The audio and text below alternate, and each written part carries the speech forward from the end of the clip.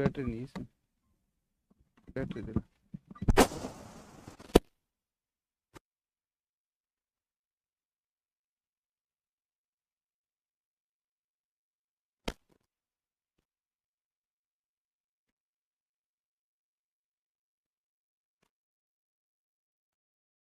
हाँ भाई नमस्कार, क्या हाल चाल, सब बढ़िया। चलिए यार, एक दो बच्चों के मैसेज आए थे उसमें कि सर मॉनसून का निवर्तन तो करवाए नहीं। निवर्तन छूट गया यार, अपन कल ही करवा देते निवर्तन, तो बताओ, है ना। तो निवर्तन तो लिखना जरूरी है ना। तो आप लिखो मॉनसून निवर्तन की ऋतु, अक्टूबर नवंबर इसका होता है ना। तो हेडिंग लिखो मॉनसून निवर्तन की ऋतु, मॉनसून निवर्तन की ऋतु। ठीक है, मॉनसून निवर्तन की ऋतु। ठीक है, तो लिखो मॉनसून निवर्तन की ऋतु, हेडिंग लिखो मॉनसून निवर्तन की ऋतु। ठीक है, तो मॉनसून निवर्तन की ऋतु लिखो रिट्रीटिंग ऑफ मॉनसून। तो मानसून का निवर्तन, मानसून का निवर्तन, मानसून का निवर्तन, मानसून का निवर्तन, retreating of monsoon, retreating of monsoon, retreating of monsoon. ठीक है, रिट्रीटिंग ऑफ मॉनसून। इसकी अगर बात करता है, इसकी अगर बात करता है, इसकी अगर बात करता है, तो सुनो। रिट्रीटिंग ऑफ मॉनसून की अगर बात करता है तो सुनो, एक बार ध्यान दो, है ना। तो देखो एक बार इसकी अवधि, देखो इसकी अवधि, इसकी अवधि। तो इसकी जो अवधि होती है ना, वो इसकी अवधि होती है कब से कब तक। तो इसकी अवधि होती है तुम्हारी, आपको पेज वो पीडीएफ मिल गई 169 पेज की। इसकी अवधि अक्टूबर नवंबर होती है, अक्टूबर से नवंबर होती है, से नवंबर होती है,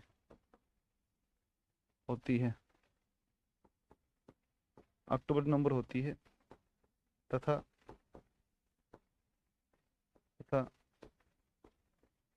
इस समय, समय सूर्य के, सूर्य के दक्षिणायन होने के साथ, दक्षिणायन होने के साथ, दक्षिणायन होने के साथ, दक्षिणायन होने के साथ, दक्षिणायन होने के साथ, सूर्य के दक्षिणायन होने के साथ, के साथ ही, सूर्य के दक्षिणायन होने के साथ ही, सूर्य के दक्षिणायन होने के साथ ही मानसून, नहीं सॉरी, उत्तरी मैदान का, निम्न वायु, उत्तरी मैदान का, मैदान का निम्न वायुदाब का केंद्र, निम्न वायुदाब का केंद्र, का केंद्र दक्षिण की ओर स्थापित हो जाता है, की ओर, बंगाल की खाड़ी के क्षेत्र की ओर स्थापित हो, बंगाल की खाड़ी के क्षेत्र में, बंगाल की खाड़ी के क्षेत्र में स्थापित हो जाता है, स्थापित, स्थापित हो जाता है, स्थापित हो जाता है, हो जाता है। तथा उत्तरी मैदान, तथा उत्तरी मैदान में, उत्तरी मैदान में, उत्तरी मैदान में, उत्तरी मैदान में, उत्तरी मैदान में उच्च वायुदाब, उच्च वायुदाब बनना शुरू होता है, वायुदाब बनना शुरू होता है, बनना प्रारंभ होता है, बनना प्रारंभ होता है। आप समझ पा रहे होंगे भाषा को, प्रारंभ होता है, होता है। इस ऋतु के दौरान, इस ऋतु के दौरान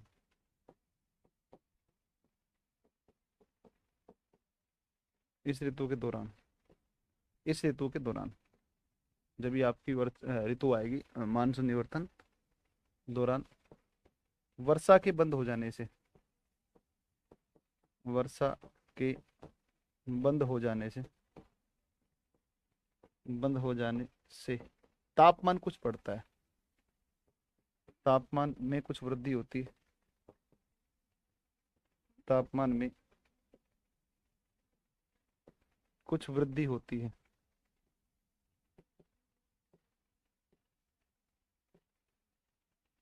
वृद्धि होती है, तापमान में कुछ वृद्धि होती है, तथा तथा वायुमंडल में आर्द्रता की मात्रा, वायुमंडल में आर्द्रता की मात्रा अधिक होने से,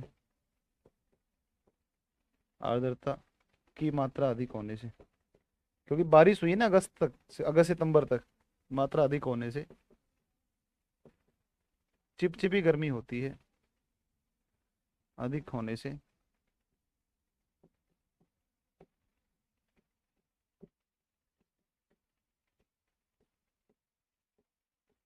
चिपचिपी गर्मी होती है, चिपचिपी गर्मी होती है, जिसे ही कार्तिक मास की उमस कहा जाता है, कार्तिक मास की उमस कहा जाता है, कार्तिक मास की उमस कहा जाता है, कार्तिक मास की उमस कहा जाता है, कार्तिक मास की उमस कहा जाता है, कार्तिक मास की उमस कहा जाता है, ये है कार्तिक मास की उमस, ये लिख लो आप।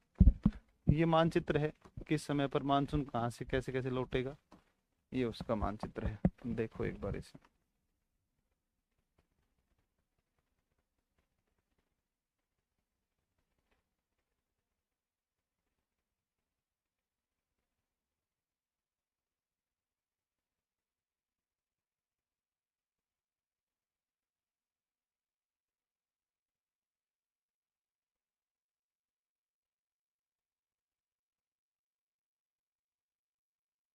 जी, यहाँ से तुम्हारा मानसून लौटना शुरू होता है 1 सितंबर, 1 सितंबर,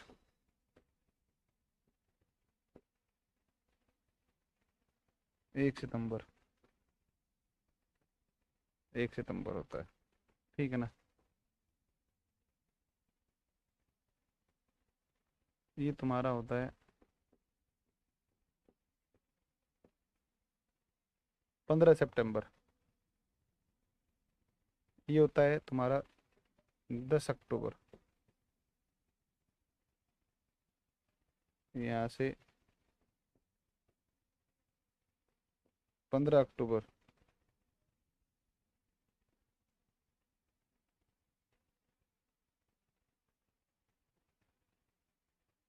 ये 1 सितंबर, 1 नवंबर,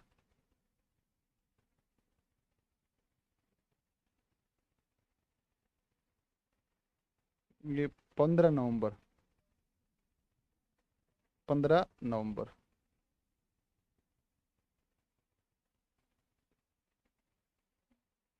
ये 1 दिसंबर,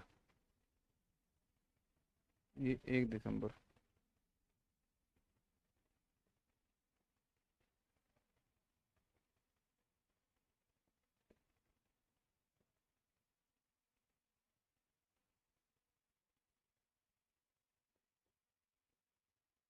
15 दिसंबर,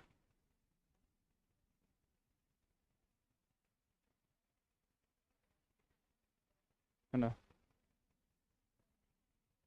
तो 15 दिसंबर को पूर्णतः मानसून भारत से लौट जाता है ना।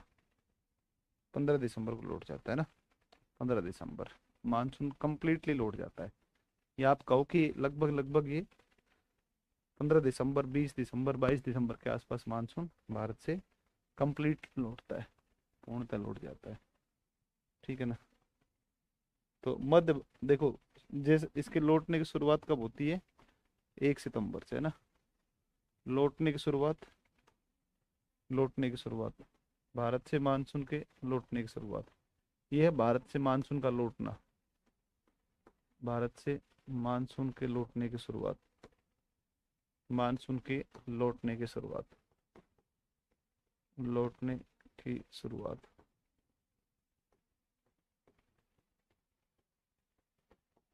भारत से मानसून के लौटने की शुरुआत, और पूर्णतः भारत से जो है लौट जाता है, पूर्णतः भारत से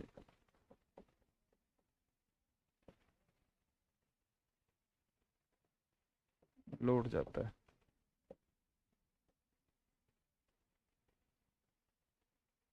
पूर्णतः भारत से मानसून लौट जाता है, ठीक है ना। पूर्णतः भारत से लौट जाता है, ठीक है। आप इसको जल्दी फटाफट एक बार लिख लो। ये लिखो, स्पीड से लिखो, ये वाला नोट्स में नहीं है तुम्हारे, है ना। नोट्स में नहीं है ना, तुम्हारे नोट्स में नहीं है। हाँ, ये नोट्स में नहीं है तो आप इसको लिख लो, ठीक है ना। अपने नोट्स में लिख लो इसको प्रॉपरली, जल्दी लिखो।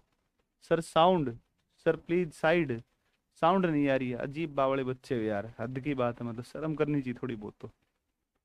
खलनायक ऑफ जोग्राफी, अरे ओ भाई, ओ भाई, ओ हेलो भानु। खलनायक ऑफ ज्योग्राफी, बावड़ा है क्या?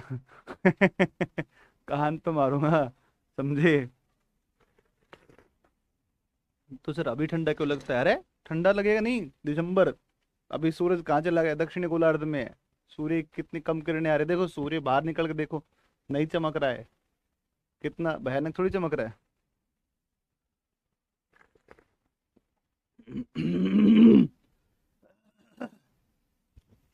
अच्छा ठीक है, अब की बार कर लेंगे इसको सही।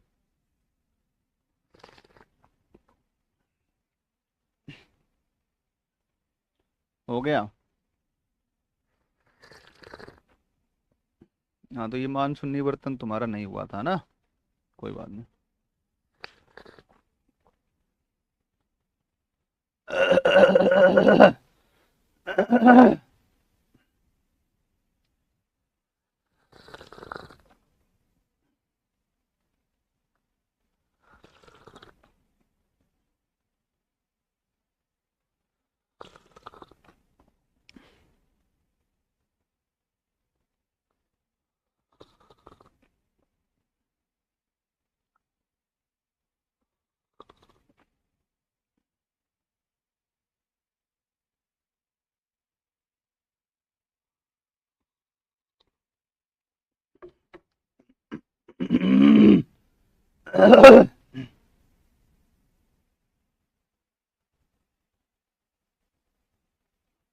बेटा हो गया, ठीक है। क्या बात है सर, स्मार्ट दिख रहे हैं। बताऊं, मेरी गई उम्र स्मार्ट दिखने की। 6 साल हो ली मेरी शादी को, है ना। और भी सब बच्चे मुझे भूगोल का माफिया कहते हैं। भूगोल का माफिया का मतलब समझते हो? माफिया का मतलब समझते हो?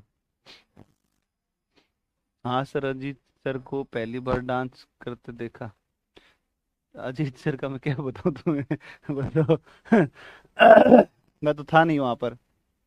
मैं, सुमित सर, मंजू सर वगैरह हम तो आ गए थे। उधर बचे थे शायद, कौन कौन थे? अजीत सर थे, करण सर थे, SKC सर थे, है ना। तो माफिया का मतलब होता है जिसका अपना खुद का अलग से एक पूरा मतलब एक साम्राज्य खड़ा हुआ है। जिसका मतलब अपना एक साम्राज्य खड़ा हो। तो ज्योग्राफी ऐसा थोड़ी ना है। अरे भाई बहुत सामान्य शिक्षक हूँ मेरे भाई। आपने देखे नहीं है भूगोल के बड़े बड़े शिक्षक? भूगोल के जो बड़े शिक्षक हैं, वो उनके पास कंटेंट हो कि नहीं हो, लेकिन माहौल इतना भयानक बना के रखते हैं, इतना भयानक माहौल टाइट रहता है। बाप रे बाप, पता नहीं क्या ही मास्टर है, भोकाल मास्टर। भोकाल जिसको बोलते हैं ना अपने बिहार में। भोकाल बना के रखते हैं, ठीक है ना। पूरा भोकाल बना के रखते हैं। तो अब वो सब तो अपने से होता नहीं है ना। तमाशाबाजी, किला है भाई। माहौल टाइट कर दो, ऐसा तो होता नहीं है। चलो ठीक है, कोई बात नहीं, छोड़ो यार, सब पे क्या बात करनी। तो ये है। हाँ इतनी बात जरूर है अपन पढ़ाएंगे कंटेंट आ जाएगा। मम्मी कसम भी खिलवा के फिर याद करवाते रह जाते हैं क्वेश्चन। है ना? तो वो उतना जरूर है। ले भाई अगला टॉपिक लगा रही लड़का। अगला टॉपिक क्या पढ़ाऊँ तुम्हें? वन पढ़ा देता हूँ मैं, वन वन पढ़ा देता हूँ, वन पहले ना, फॉरेस्ट पढ़ाता हूँ। बड़ा सा पीडीएफ है और लगा दे रहा हूँ। ओ ये तो नहीं यार, तुम्हें वनों का टॉपिक आज डलवा देंगे, ठीक है ना? हाँ। देखो बड़े शिक्षक जो होते हैं वो सब तो आप देखा करो कभी, गंभीर मुद्रा में रहते हैं और ऐसे लगता है, ऐसे लगता है जैसे मतलब पता ही नहीं यार। भाई अपने से देखो ऐसे नहीं रहा जाता है। अब मैं यूपीएससी पढ़ाऊंगा तो मैं यूपीएससी के बैच में भी ऐसे ही पढ़ाऊंगा, झक करके चिल करके। है ना भाई? मैं लोड लूँ पढ़ाऊँ, ये बताओ? एक सिंपल सी बात है भाई, मैं लोड क्यों लूँ यार, ये बताओ? हमारे बच्चे हैं यार, हमारा परिवार है। You are not a student, you are a family. है ना? You are like big brother, हम बड़े भाई की भूमिका में हैं। हम आपके ऊपर कोई किसी तरीके का वो थोड़ी लगा सकते हैं, है कि नहीं? हाँ। तो वो है कि नहीं? अपन एक एक चीज, छोटी छोटी चीजों पर काम करते हैं। अब माहौल अपने से टाइट नहीं किया जाता, ये वाला सिस्टम थोड़ा सा खराब है। चलो ठीक है, क्या टाइट करूँ यार बताओ? हम्म?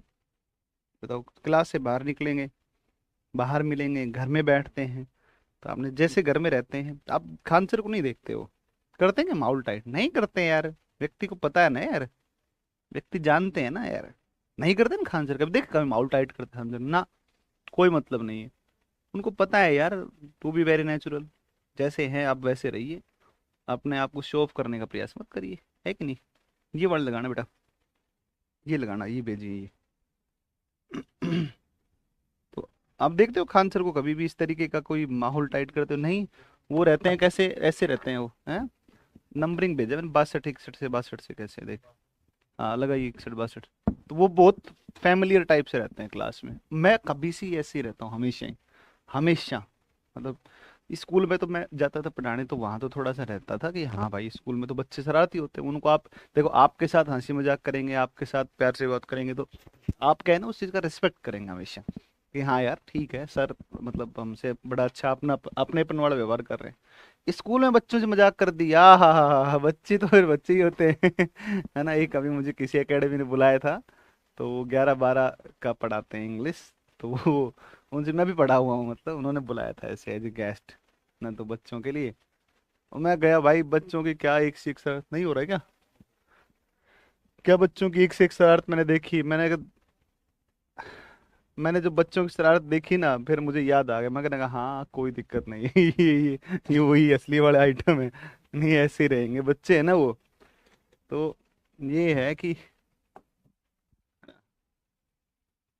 मुझे लगता है देखो, एक अच्छे शिक्षक की यही विशेषता होनी चाहिए कि वो आपको महसूस करवाए कि, और कोचिंग इंडस्ट्री में विशेष रूप से वो ये आपको महसूस करवाए, रियलाइज करवाए कि यार हम आपके सपोर्ट के लिए हैं, हम आपके ऊपर किसी प्रकार की बाउंडेशंस के लिए है ना, ये सब के लिए थोड़ी ना है, ये बताओ? हम्म। हेलो रूपाली, हमसे बात नहीं करोगी क्या? आप गुस्सा हो क्या? बुआ लगती तेरी हैं, गधे। ब्लॉक कर दे इसको, कर दे ब्लॉक। ब्लॉक मार इसको, मार ब्लॉक इसको। कौन सा है ये रूपाली? देखो इधर, वनों का, वन संसाधन भारत में ना, तो वनों का वर्गीकरण अपन करते हैं, ठीक है ना? वनों का वर्गीकरण, ठीक है? वनों का वर्गीकरण, है कि नहीं? तो वनों का वर्गीकरण, ठीक है ना? एक बार, एक बार।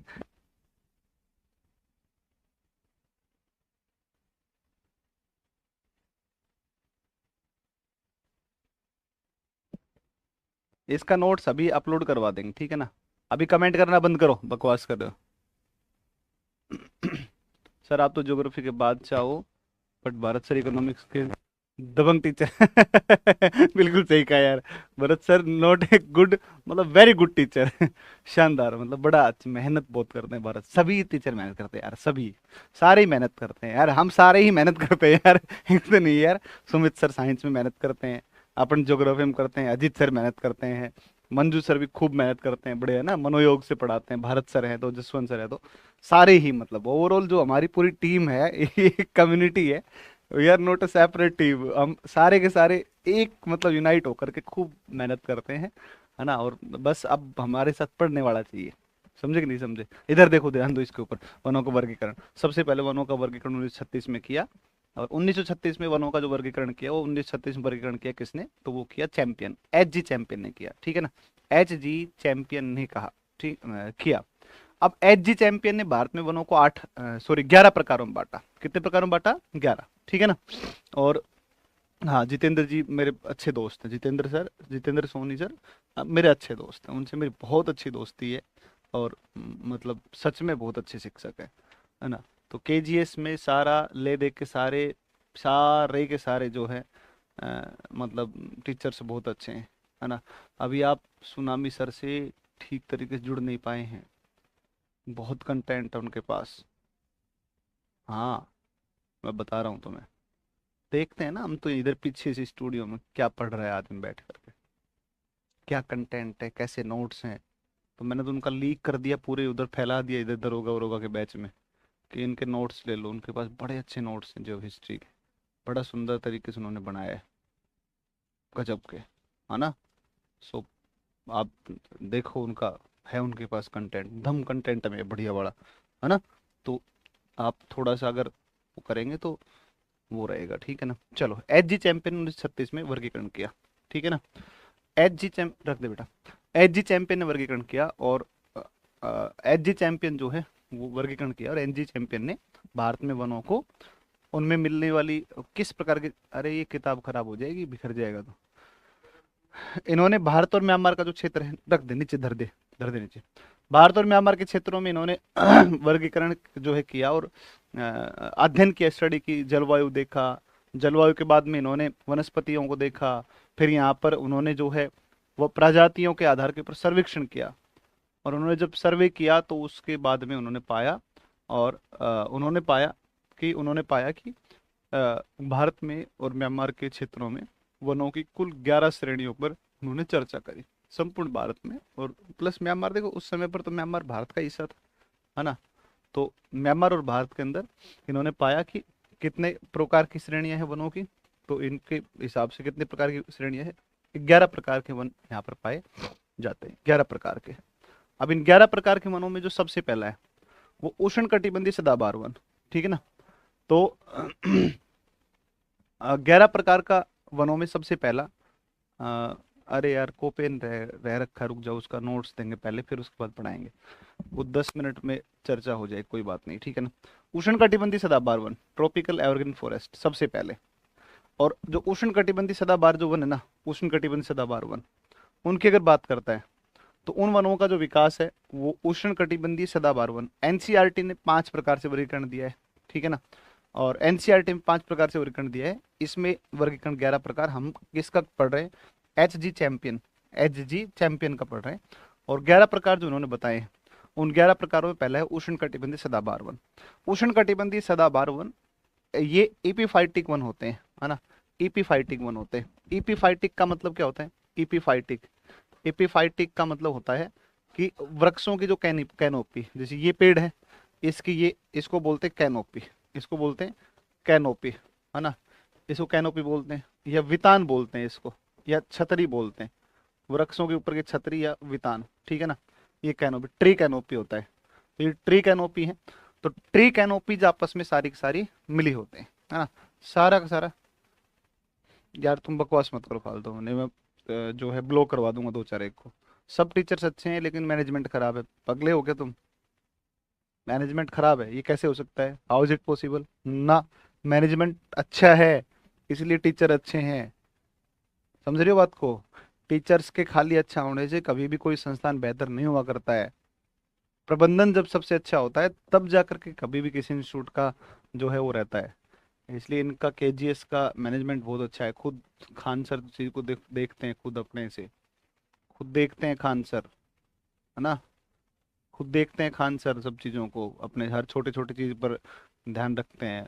खुद एक्टिव होकर के आगे से, और फिर हर चीज़ पर ध्यान रखते हैं। इतना बढ़िया तरीके से मेंटेन करके रखते हैं चीज़ों। तो वो व्यक्ति खुद जब लगा पड़ा रहता है, आप समझो क्लासें भी लेते हैं सर, उधर भी मैनेजमेंट में भी काफ़ी सारे काम करते हैं। चलो, इनकी कैनोपियाँ मिली होती हैं, है ना। इनकी कैनोपी अभी क्लो, अरे लड़का,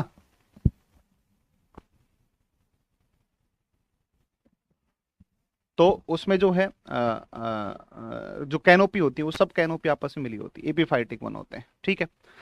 तापमान 22 डिग्री सेल्सियस से अधिक, तापमान 22 डिग्री सेल्सियस से अधिक होगा। टेम्परेचर मोर देन 22 डिग्री, और बारिश 200 सेंटीमीटर से ज़्यादा होनी चाहिए।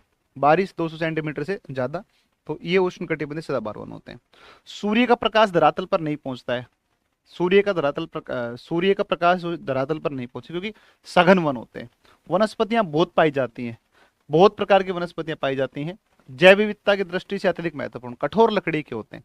कठोर लकड़ी अगर वनों के अंदर होगी, तो कठोर लकड़ी होने का मतलब है कि उसका जो है वाणिज्यिक उपयोग नहीं होगा, उसका अधिक उपयोग होगा किसके अंदर, तो उसका अधिक उपयोग होगा इसके अंदर, वो पर्यावरण के लिए ज्यादा महत्वपूर्ण होंगे। भाई लकड़ी अगर कठोर है, तो बताओ उनका प्रयोग कहाँ करेंगे, आप क्या करोगे, लकड़ी कठोर है तो उससे फर्नीचर तो बना ही नहीं पाओगे। इसलिए कठोर लकड़ी के वन होते हैं उष्ण कटिबंधीय सदाबहार वन। इनका वाणिज्यिक महत्व अधिक ना होकर के पर्यावरणीय महत्व इनका क्या होता है, ज्यादा होता है, ये ध्यान रखना है।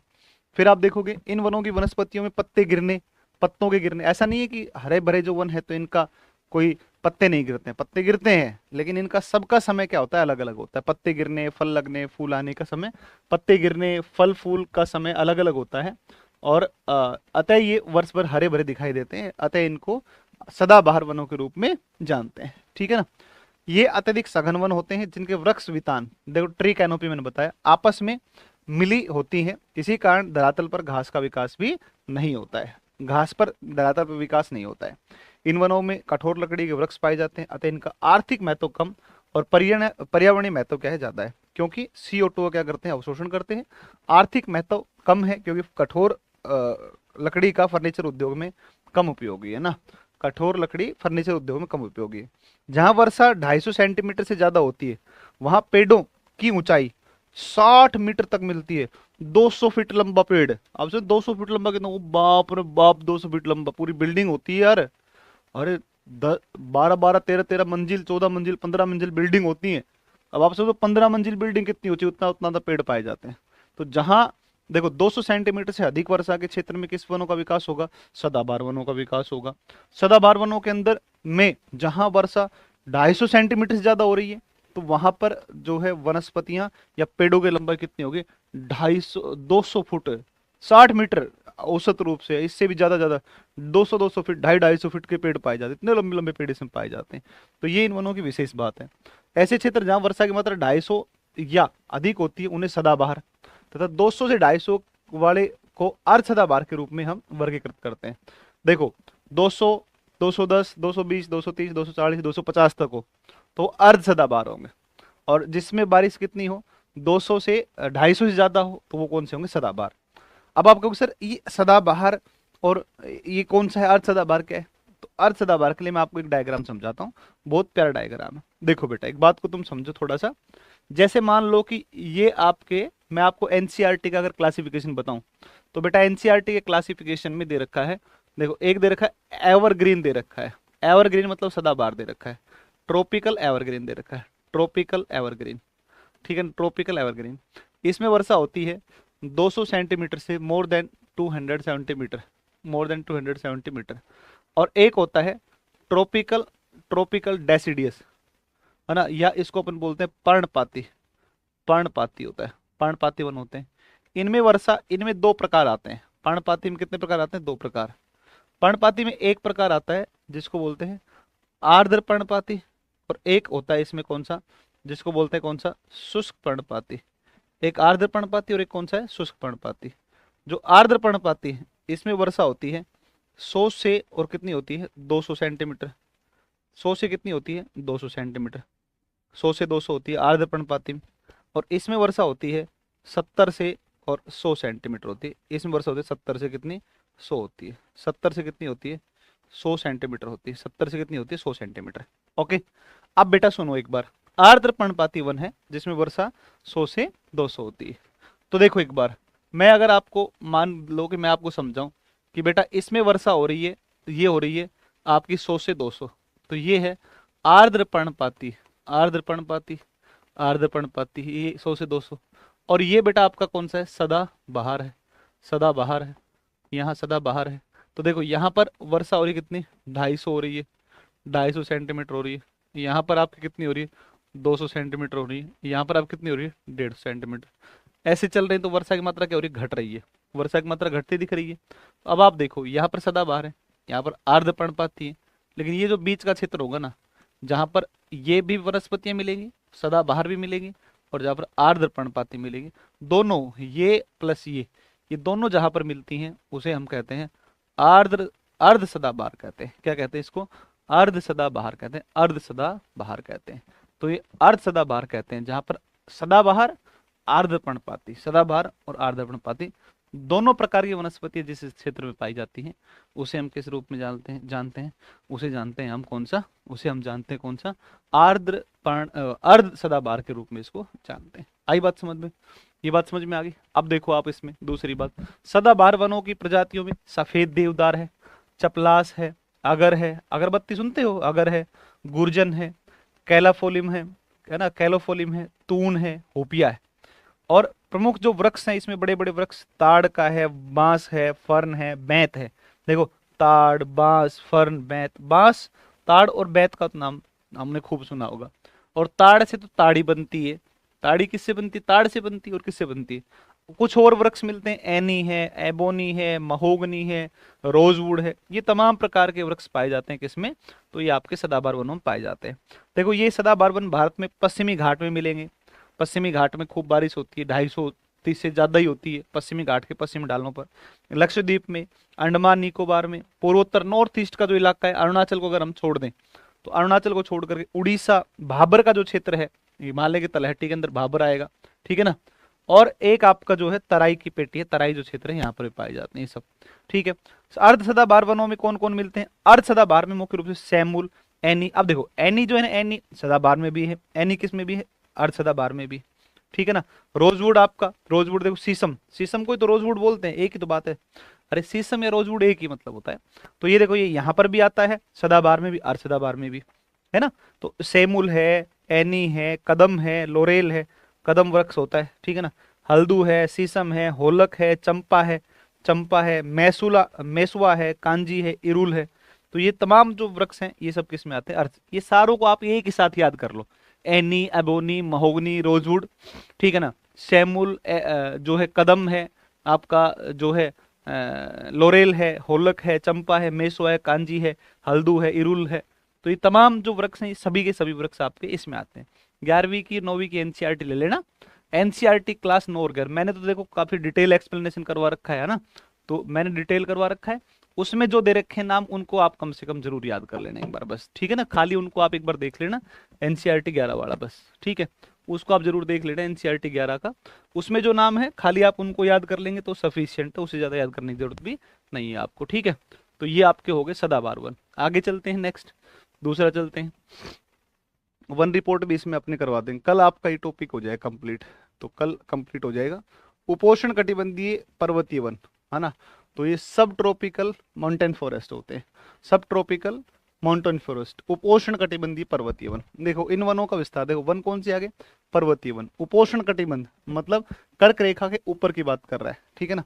तो देखो इसमें इन वनों का विकास हिमालय में 1000 से 2000, देखो 1000 से 2000, 1000 से 2000, तो 1000 से और कब तक कहाँ तक होता है, 1000 मीटर, 1000 मीटर, ये आपका कितना है 2000 मीटर, 2000 मीटर, 1000 से 2000 मीटर।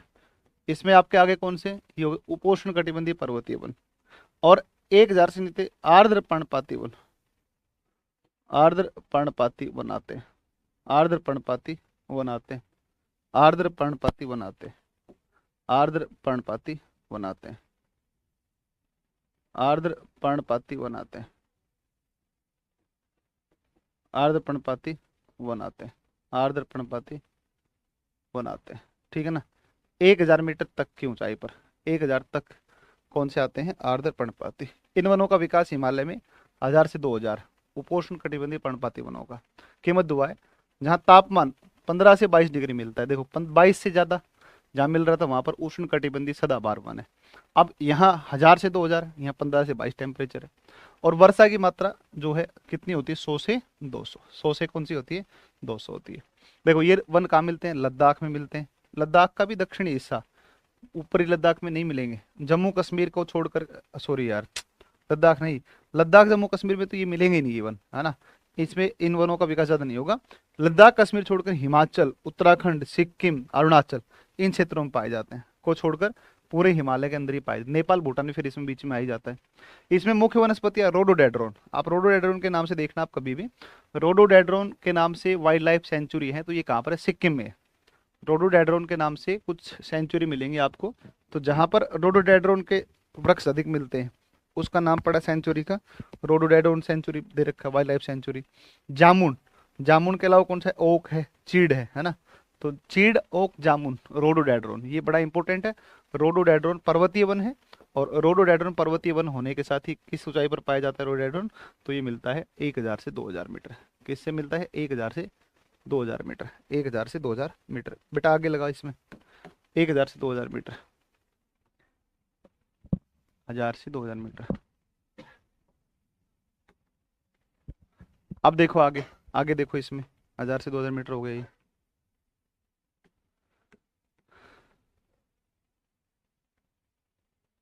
अब आगे आते हैं हिमालय के आर्द्र वन आते हैं, है ना। हिमालय कौन से, आर्द्र वन, हिमालय में आर्द्र वन, ठीक है। आर्द्र वन जो हिमालय के अंदर मिलेंगे, जिसमें ओक, चेस्टनट, है ना, साल, चीड़ के पेड़ पाए जाते हैं, है ना। ये आर्द्र वन कौन कौन से हैं, सुनो।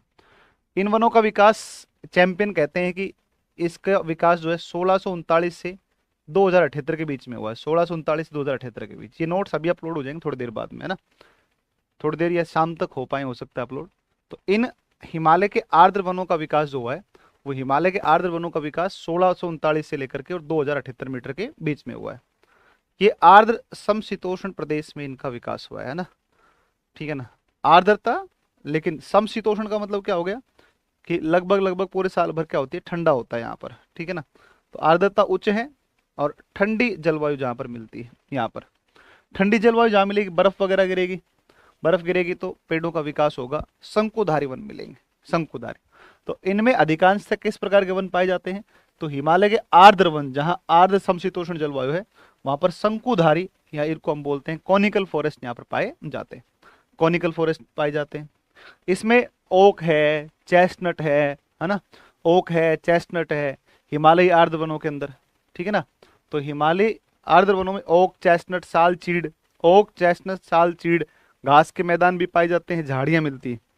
जम्मू कश्मीर, हिमाचल, जम्मू कश्मीर, हिमाचल, उत्तराखंड, बंगाल की पहाड़ी जो दार्जिलिंग वार्जिलिंग है उस क्षेत्र में ये वन मिलते हैं।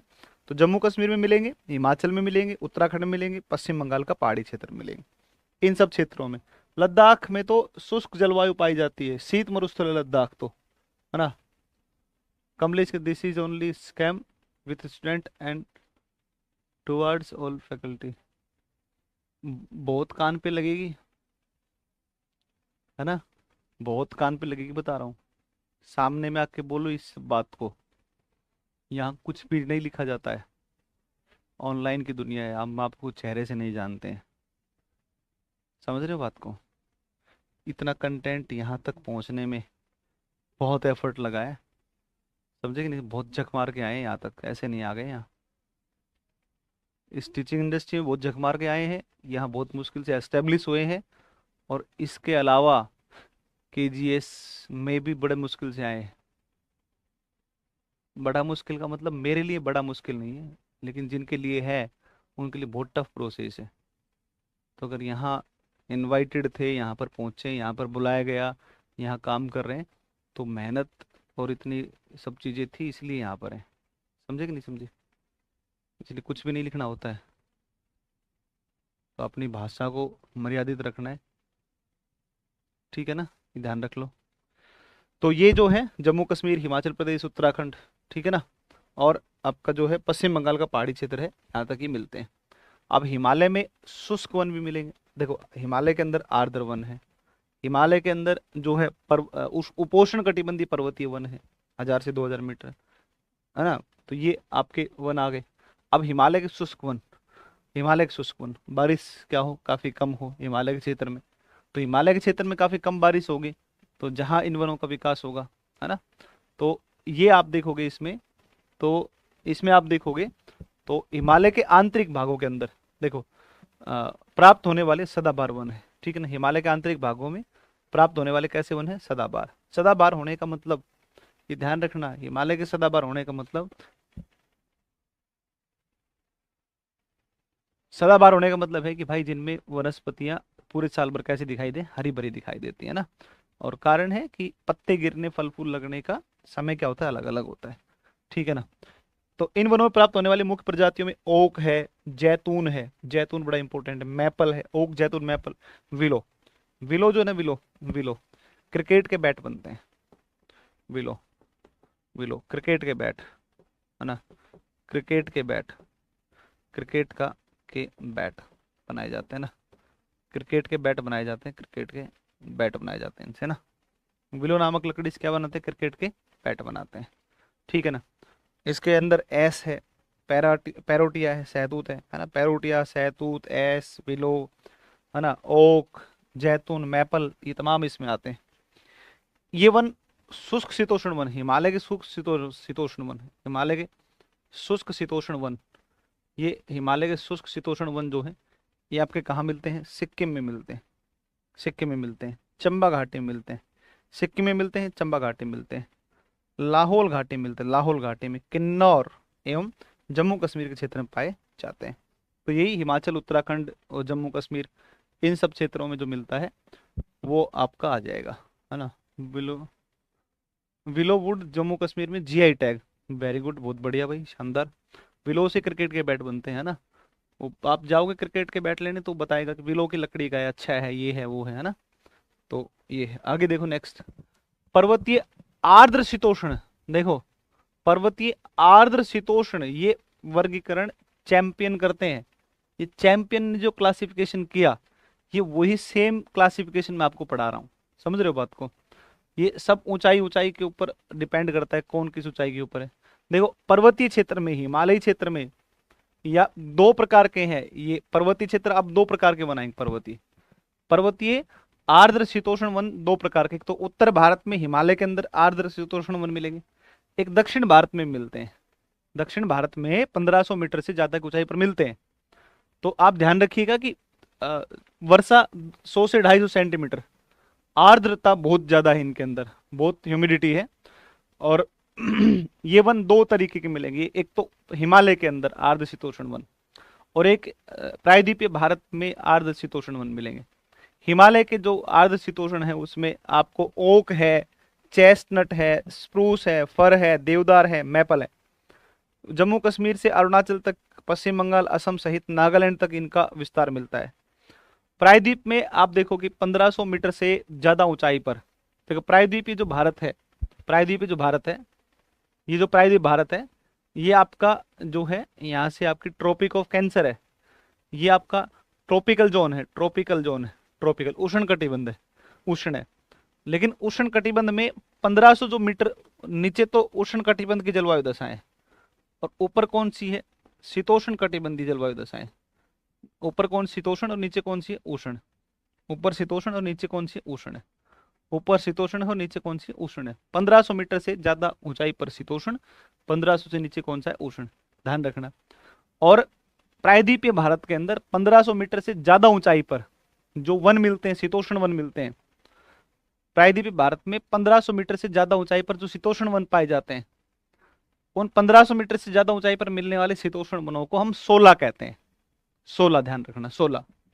तो ये ध्यान रखना, प्रायद्वीपीय जो आर्द्र शीतोष्ण वन है, प्रायद्वीप के आर्द्र शीतोष्ण, जो कि नीलगिरी, अनामलई, कार्डामम, पलनी की पहाड़ियां हैं, उनमें 1500 मीटर से ऊंचाई पर पाए जाते हैं, अधिक ऊंचाई पर, उन्हें हम 16 या 16 वन कहते हैं। इसके अंदर जो वनस्पतियां मिलती हैं ये बहुत इंपॉर्टेंट है, और इसमें बहुत इंपॉर्टेंट वनस्पतियों में सिनकोना एक मिलता है, जिसकी छाल से कुनैन बनती है ना, दवा बनती है, इसकी मलेरिया की दवा। इसमें मैग्नोलिया, लोरेल, वेटल, तो cinchona, Magnolia, lauryl, Vettel, cinchona, Magnolia, lauryl, Vettel, ये प्रायद्वीप के 16 वनों में मिलने वाली वनस्पतियां हैं, है ना। तो ये आपकी प्रायद्वीपीय भारत के जो वन है, इसमें 1500 मीटर से ज्यादा ऊंचाई पर मिलने वाले जो आर्द्र शीतोष्ण वन है उनको 16 कहते हैं। 16 के अंदर वेटल, लोरेल, मैग्नोलिया, सिनकोना मिलते हैं, सिनकोना। तो ये आपके वन है। अगले जो वन है ये अल्पाइन एवं उप अल्पाइन वन, अल्पाइन, अल्पाइन और उप अल्पाइन, ठीक है ना, अल्पाइन और उप अल्पाइन वन है। देखो अल्पाइन जो वन है ये 2500 से और 3500, 3500, 2500 से 3500 इस ऊंचाई पर, हिमालय में बहुत ऊंचाई पर, 2500 से ऊपर। अब आप समझ रहे हो कितना अधिक ऊंचाई पर आप चले गए। तो आप 2500 से ऊपर देखोगे तो 2500 और 3500 के बीच में आप देखो 2500 से 3500, इसके बीच में जो वन मिलते हैं वो कौन से हैं? अल्पाइन। और देखो अल्पाइन जो वन है यहाँ बर्फ से आच्छादित होता है, ये साल के एक बड़े समय तक बर्फ जमी रहती है। लेकिन जब गर्मियाँ आती तो ग्रीष्म ऋतु के दौरान इनमें छोटे छोटे शंकुधारी वृक्ष उग जाते हैं और घासों का विकास हो जाता है। तब नीचे से गुज्जर, बकरवाल और ये जनजातियां होती है ये ऊपर जाती हैं और ये सब क्या करते हैं वहां पर नोमैडिक हर्ड या ऋतु प्रवास करते हैं और वहां अपने पशुओं को ले जाते हैं, बकरी भेड़ वगैरह इनको ले जाते हैं और चराई करवाते हैं वहां पर ले जा करके, ठीक है ना। तो ये जो है छोटे शंकुधारी वन, इसमें जो है लाइकेन है, काई है, स्प्रूस है, फर है, भुर्ज है, ये बड़े वृक्ष नहीं, छोटी वनस्पतियां, घास वगैरह हैं, ये सब आपकी उगती हैं किसमें? अल्पाइन वनों के अंदर। तो अल्पाइन वनों में बड़े बड़े पेड़ नहीं पाए जाते, छोटे छोटे पेड़ मिलेंगे, शंकुधारी घासें अधिकांश से विकसित होती है, वो भी ग्रीष्म काल के दौरान, ग्रीष्म काल के दौरान। एक इसी प्रकार से वन है उष्ण कटिबंधीय आर्द्र पर्णपाती। पर्णपाती दो प्रकार के हैं, देखो एनसीईआरटी का क्लासिफिकेशन मैंने साइड में लिख दिया। एनसीईआरटी लिखता है उष्ण कटिबंधीय पर्णपाती, पतझड़, या इनको कहते हैं कौन से वन? मानसूनी वन कहते हैं। पर्णपाती वनों को दो कैटेगरी में बांटते हैं, एक आर्द्र पर्णपाती और एक कौन सा है? शुष्क पर्णपाती। आर्द्र पर्णपाती जहां वर्षा की मात्रा 100 से कितनी होती है? 200 सेंटीमीटर, 100 से कितनी? 2 सेंटीमीटर। और जहां आर्द्रता की मात्रा 70 से कितनी होती है? 100 सेंटीमीटर। 70 से कितनी होती है? 100 सेंटीमीटर। 70 से 100 होती है। अभी उष्ण कटिबंधीय आर्द्र पर्णपाती जो वन है इनमें वर्षा है 100 से कितनी है? 200 है। 100 से कितनी? 200 है। और मानसूनी जलवायु क्षेत्र में विकास हुआ है। भारत की औसत वार्षिक वर्षा कितनी है? 125 सेंटीमीटर। अधिकांश हिस्से में जो है बारिश कितनी होती है? 120, 125, 130, 150। ये औसत जलवायु है हमारे यहाँ पर, हमारी यहाँ की औसत वो है, वर्षा है, सॉरी, औसत वर्षा है। तो इन वनों का विकास 100 से 200 सेंटीमीटर औसत वर्षा वाले मानसूनी जलवायु क्षेत्र में हुआ है, जिनकी मुख्य वनस्पतियां साल और क्या है? सागवान। सबसे अधिक जो है आपको चंदन देखने को मिलेंगे कहाँ पर? कर्नाटक। और साल सागवान के वन मध्य प्रदेश में काफी बड़ी संख्या में पाए जाते हैं, एमपी के अंदर काफी बड़ी संख्या में पाए जाते हैं। इन वनों में साल और सागवान के साथ शीशम मिलता है, इसमें हुर्रा मिलता है, बांस मिलता है, चंदन मिलता है, खैर मिलता है। खैर से बनता है कत्था। खैर से क्या बनता है? कत्था बनता है। खैर से क्या बनता है? कत्था बनता है, ठीक है ना। फिर खैर से कत्था बनता है। इन वनों की प्राप्ति पश्चिमी घाट के पूर्वी ढाल। देखो पश्चिमी घाट के पश्चिमी ढाल, अब मैं आपको खाली बिना मैप के बताऊंगा तो भी आप समझ जाएंगे। पश्चिमी घाट के पश्चिमी ढाल जहां मानसून का प्रवेश होता है वहां बारिश 400, 450 सेंटीमीटर होती है, और जैसे ही क्रॉस करते हैं तो बारिश वहां 200 से कम हो जाती है, ठीक है ना।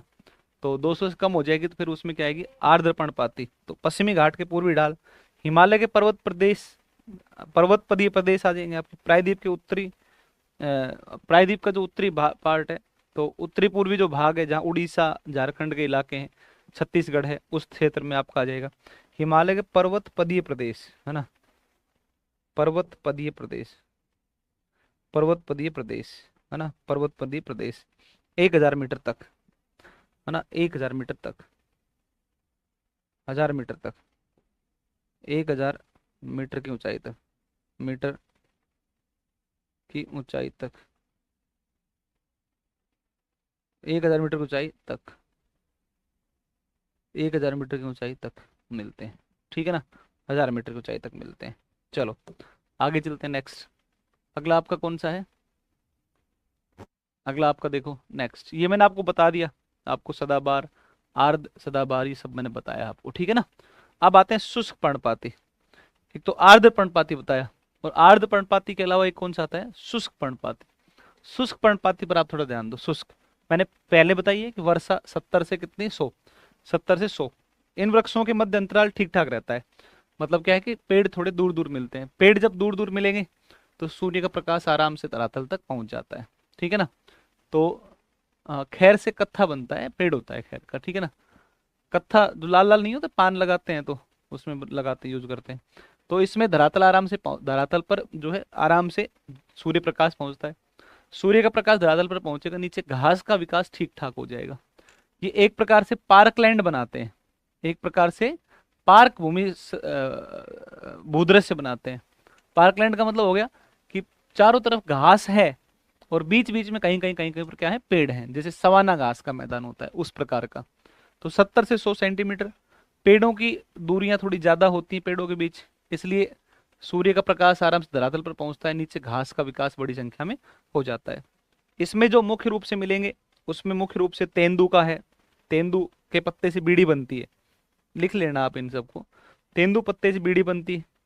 अमलतास है, अक्सलवुड है, खैर है, बेल है, पलास है, ये सब इसमें मिलते हैं। कहाँ पर मिल, बिहार, यूपी, एमपी, उत्तरी पूर्वी गुजरात और पूर्वी राजस्थान में इन वनों का विकास होता है। इन सब वनों में ये सब क्षेत्र में पाए जाते हैं। आप उष्ण कटिबंधीय कांटेदार वन और उनको पढ़ेंगे फिर अपन आगे क्लास में। अगली क्लास में मैंग्रोव तक फिर अपन पढ़ा देंगे, ठीक है ना। मैंग्रोव कल आपका ये टॉपिक कंप्लीट हो जाएगा। वन वन कल कंप्लीट हो जाएगा, ठीक है ना। कल हाँ, बीड़ी क्या होती है, बीड़ी, अच्छा अच्छा अच्छा, बीड़ी क्या होती है। सबने बचपन में बीड़ी पी होती है, मुझे मत सिखाओ, ठीक है ना। चलो, तो जो है, कितने लोग हैं जिन्होंने बचपन में बीड़ी नहीं पी है, बताओ। ये कौन मतलब हो गया यार। होता है, बिल्कुल ऐसा ही होता है। ठीक है ना। Thank you.